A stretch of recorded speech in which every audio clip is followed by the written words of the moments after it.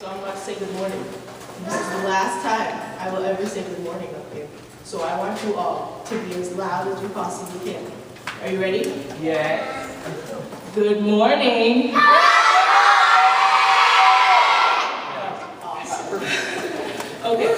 I'm just going to share my testimony from this year, and it's really personal. So, yeah. So, this has been a really, really hard year for me.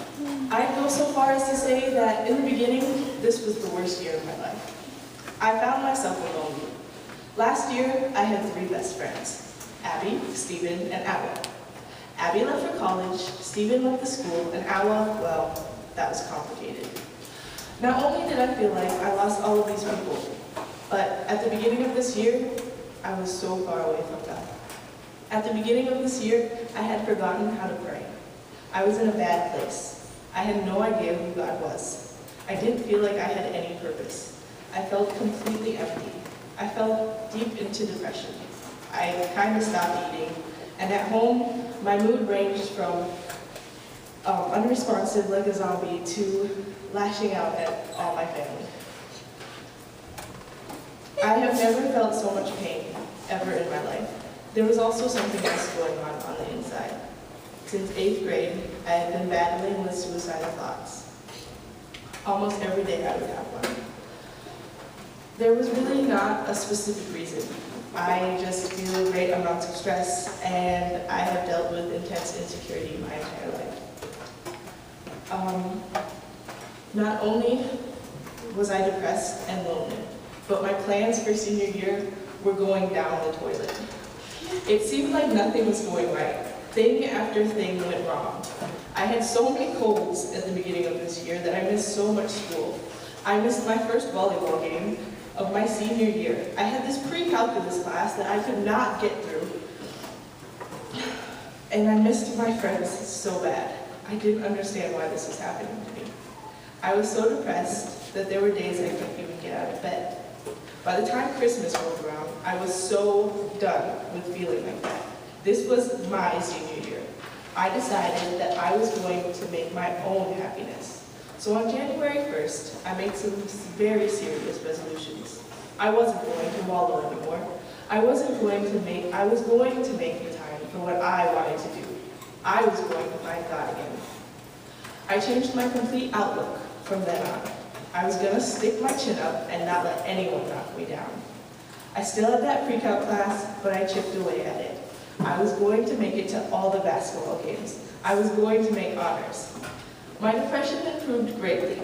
I told my mom about my suicidal thoughts, and she helped me a whole lot with that.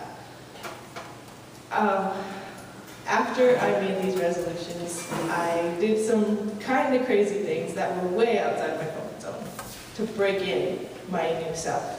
Nothing bad or anything, just different than I usually am. It worked. I became a different person, but still not as close to God as I should, but I was closer than before. In February, I started talking to this guy.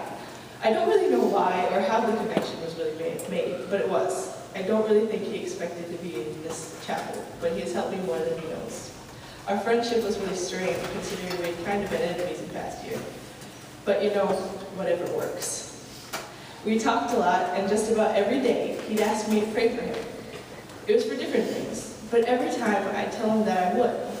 Now remember, I had forgotten how to pray. I had all but given up on my relationship with God, but every day I prayed for him. At first, they were short, tiny prayers that covered only the problem he asked for. But as time went on, I felt more comfortable. I started praying for other things when I would stop and pray. It became a habit to stop and pray about anything. I started building on that, and my relationship with God started growing. Around that time, things started falling into place. I was happy. I kicked pre-calc in the butt. Basketball games were the bomb. Taylor ended up moving into our house. Jamie and I are as close as ever. And the guy in this story actually ended up introducing me to my current boyfriend, who's also a great godly dude who keeps me on track.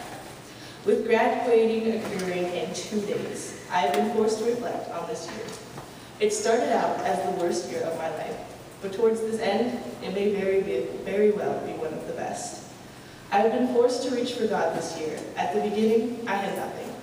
I was forced to lean on Him and rely on only Him. There was no way I could ever be here without Him. He is the only reason I have survived this year. And God and I are now the tightest we've ever been.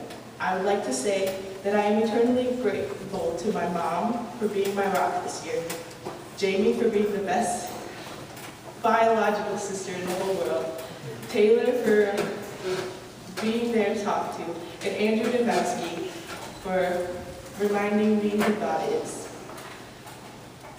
Thank you all for leading me to where I needed to be in your own ways. This senior year has gone anything but how I planned it, but from our scripture verses this month, Proverbs 16:9 states, "In their hearts humans plan their course, but the Lord establishes their steps." God showed me that He will take care of me no matter what. He pulled me up, quite literally, out of the pit of despair this year. And I want you all to know that whether you are in a high place or in the lowest place you've ever been in, God is there, and He has a plan. Sometimes in our Christian school, it is so easy to shut down on the inside and just go through the motions. I know, because that was me. But I want you all to be able to experience the realization that God is real. And not only is He real, but He cares. He cares about your pain, and He cares about your happiness. He cares about you. We hear so often that all you have to do is trust Him and pray, and literally, that's all you have to do. Accept that God has a plan for your life, and He can and will do amazing things.